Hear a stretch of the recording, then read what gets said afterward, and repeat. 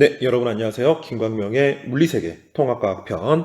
오늘의 주제는 바로 태양계 형성 과정과 지구의 형성 과정에 대해서 알아보도록 하겠습니다. 자, 먼저 태양계 형성 과정을 우리가 먼저 공부를 해보도록 하겠습니다. 자, 태양계 형성 과정. 자, 먼저 보도록 하겠습니다. 자, 태양계. 자, 어떤 것이 형성되기 위해서는, 어떤 것이 만들어지기 위해서는 먼저 그것에 대한 재료가 있어야 하겠죠. 자, 먼저 태양계의 재료가 되는 태양계 성운이 있어야 됩니다. 자, 그래서 태양계, 성운이 형성돼야 되고요. 태양계 성운의 형성. 이때 이 성운이라는 것은 바로 이제 재료가 된다라고 생각을 하시면 되겠습니다. 성간 물질이라는 건데, 먼지, 티끌, 조그마한 돌멩이, 암석, 이런 것들이라고 생각을 하시면 됩니다. 자, 이런 재료가 있고요. 자, 이런 재료들이, 어떤 모양을 이루냐면은 원반 모양을 이루게 됩니다. 원반 모양의, 원반 모양의, 성운이 형성된다. 원반 모양의 성운 형성이라고 정리를 하시면 되고요. 자, 이때 왜 하필이면 원반 모양이 만들어졌는가 우리가 한번 생각을 해볼 필요가 있는데요. 자, 이런 물질들이 중심부로 모여들게 됩니다. 그래서 중심부로 어떻게 된다? 수축하게 된다. 중심부로 모여드는 이유는 이런 것들이 자기가 자기들을 서로 끌어당기는 무엇에 의해서? 중력에 의해서 중심부로 수축하게 되고요. 가운데로 모이게 되면은 가운데로 끌어당기는 힘이 있으면은 지구가 달을 끌어당기는 것처럼 무엇을 하게 되냐면은 바로 회전을 하게 됩니다. 자, 빙글빙글 돌게 되고요. 빙글빙글 돌게 되는 과정에서 자, 우리가 스타피자, 미스터 피자 같은 거를 생각을 하시면 됩니다. 자꾸 돌리면 얘네들이 얇은 상태에서 쭉쭉쭉 퍼지게 되는 피자, 얇은 원반 모양을 이루게 된다. 다시 말해서 원반 모양이 되는 것은 바로 원심력이 작용하기 때문에 이렇게 원반 모양의 성운이 형성이 된다라고 여러분께서 기억을 해뒀으면 좋겠네요. 자, 이어서 보도록 하겠습니다. 자, 원반 모양의 성운이 만들어지고요. 이것이 이제 태양계의 주인공인 태양을 만들게 되겠죠. 자, 오래된 태양인 원시태양과 그 다음에 미행성을 형성하게 되고요. 미행성 형성을 하게 되고요. 그리고 이 녀석들이 한 단계 더 발전을 해서 무엇을 만드냐면 원시태양에서 원시자를 뺀 태양을 만들게 됩니다. 태양과 원시행성을 형성하게 됩니다. 원시행성을 형성하게 되는데 우리가 하나씩 좀 비교를 한번 해보도록 하겠습니다. 자, 위에 봤더니 원시자가 붙었고요. 밑에는 그냥 태양이라고 우리가 이렇게 되어 있는데, 자, 원시태양과 태양의 가장 큰 차이점은요. 태양의 성질을 좀 생각을 하면 됩니다. 자, 태양의 가장 큰 특징은 바로 스스로 빛을 낼 수 있냐 없냐라고 생각을 하면 되겠죠. 자, 원시태양은 스스로 빛을 내지 못하고요. 그냥 태양은 스스로 빛을 내서 반짝반짝 빛나는 별이 되는 겁니다. 자, 그래서 태양이 빛을 내는 원리, 바로 수소가 뭉쳐서 헬륨이 되는 수소, 핵 모이게 되는 융합, 수소 핵융합의 원리에 의해서 원시태양이 스스로 빛을 내게 되는 태양이 된다라고 생각을 하시면 됩니다. 자, 그리고 미행성에서 원시행성으로 되는데, 미행성에서 원시행성의 차이점은 대표적인 행성인 이제 지구를 가지고 우리가 한번 알아보도록 하겠습니다. 자, 여러분 밑으로 내려와서 다시 한번 정리를 해보도록 할게요. 자, 행성의 형성 과정 대표적인 주자인 우리가 살고 있는 지구의 형성 과정에 대해서 알아보도록 하겠습니다. 지구의 형성 과정. 자, 첫 번째입니다. 자, 첫 번째. 자, 미행성부터 출발해 보도록 할게요. 자, 미행성이 자꾸자꾸 와서, 미행성이 자꾸자꾸 와서 부딪힙니다. 미행성의 충돌, 미행성이 자꾸자꾸 와서 부딪히게 됩니다. 자꾸자꾸 부딪히면서 덕지덕지 붙는, 뭐가 된다? 자꾸자꾸 붙이는 병합이 되게 됩니다. 충돌과 병합이 일어나게 돼서 자꾸자꾸 부딪히게 되니까 얘네들이 덕지덕지 커지면서 지구의 크기는 아무래도 증가하게 되겠죠. 지구의 크기 증가.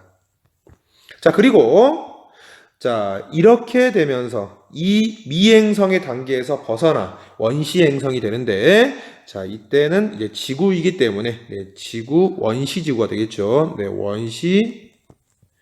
원시 지구를 이제 형성하게 된다라고, 네, 정리를 해두시면 좋을 것 같습니다.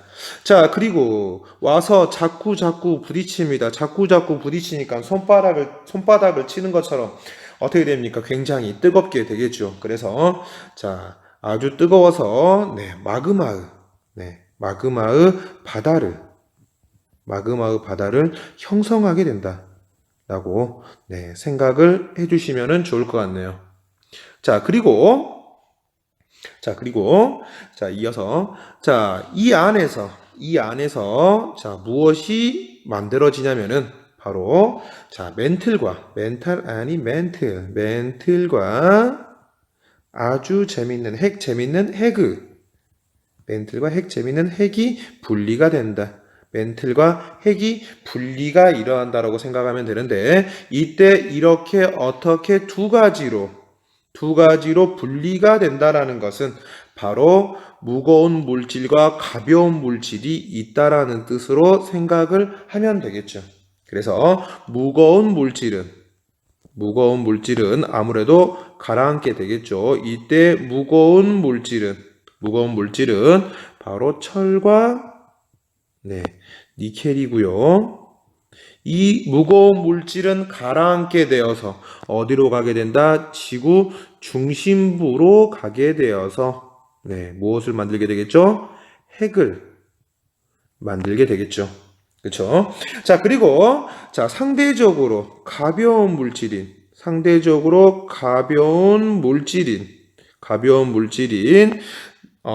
규산염 광물은 규소와 산소가 주로 되는 규산염 광물은 아무래도 가볍기 때문에 중심이 아닌 바깥쪽으로 가게 되어서 뭘 이루게 된다? 바로 멘트를 만들게 된다라고 생각을 하면 좋을 것 같습니다. 자, 이렇게 무거운 물질과 가벼운 물질이 있다라는 것은, 이렇게 밀도차가 있다라는 것은 결국 무엇에 의해서 분리가 된다? 바로, 네, 역시 중력에 의해서 이렇게 무거운 물질과 가벼운 물질이 서로 분리가 된다라고 다시 한번 기억을 해뒀으면 좋겠고요. 자, 다음 단계는요. 자, 원시 지각을 형성하게 된다. 원시 지각의 형성. 네, 학생 여러분은 절대 지각하지 마시고요. 원시 지각을 형성하게 되는데, 여러분, 지각은 말 그대로 땅이잖아요, 땅. 그쵸?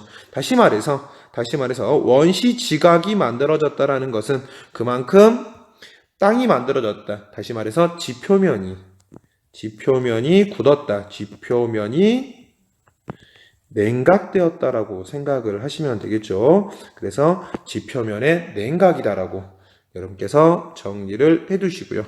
자, 다음 단계를 보도록 하겠습니다. 자, 다음 단계는요. 이렇게 지각이 만들어졌다. 딱딱해진 어떤 그릇이 만들어지면요. 그릇에는 물을 담을 수가 있을 겁니다. 자, 그래서 물을 담을 수 있는 원시 바다가 만들어진다. 원시 바다의 형성이다라고, 네, 정리를 해두시면 좋을 것 같습니다. 순서 다시 한번 체크하겠습니다. 그릇이 만들어져야 물을 담을 수가 있다. 지각이 만들어진 다음에 무엇이 만들어진다? 바다가 만들어진다라고. 네, 여러분께서 순서를 헷갈리지 마시고 기억을 해뒀으면 좋겠습니다. 자, 이어서 보도록 하겠습니다. 자, 바다가 만들어졌습니다. 바다가 만들어지면 이제 지구에 무엇이 출현할 수가 있겠습니까? 바로 네, 생명체가 탄생할 수 있게 됩니다. 물이 있으면 생명체가 있을 수 있다라고 생각하는 이유가 바로 여기에 있는 겁니다. 자, 그래서 무엇이 만들어진다? 생명체의 네, 탄생을 마지막으로 정리를 하시면 좋을 것 같은데요. 자, 옛날에는 무엇이 없었냐면요. 옛날에는 네, 오존층이 없었습니다.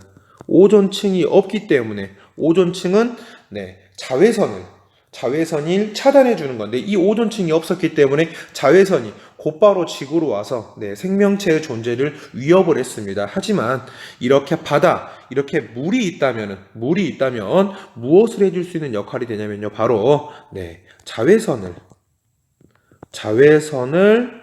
네, 차단하는 기능이 있기 때문에 물속에 있는 생명체들은 네, 자연스럽게 자외선이 차단되는 효과를 갖게 된다라고 생각합니다. 바다가 있기 때문에 이렇게 생명체가 탄생할 수 있는 좋은 여건이 만들어질 수 있다라고 여러분께서 기억을 해뒀으면 좋겠습니다. 그래서 생명체 탄생까지 해서 지구의 형성 과정을 우리는 공부를 했습니다.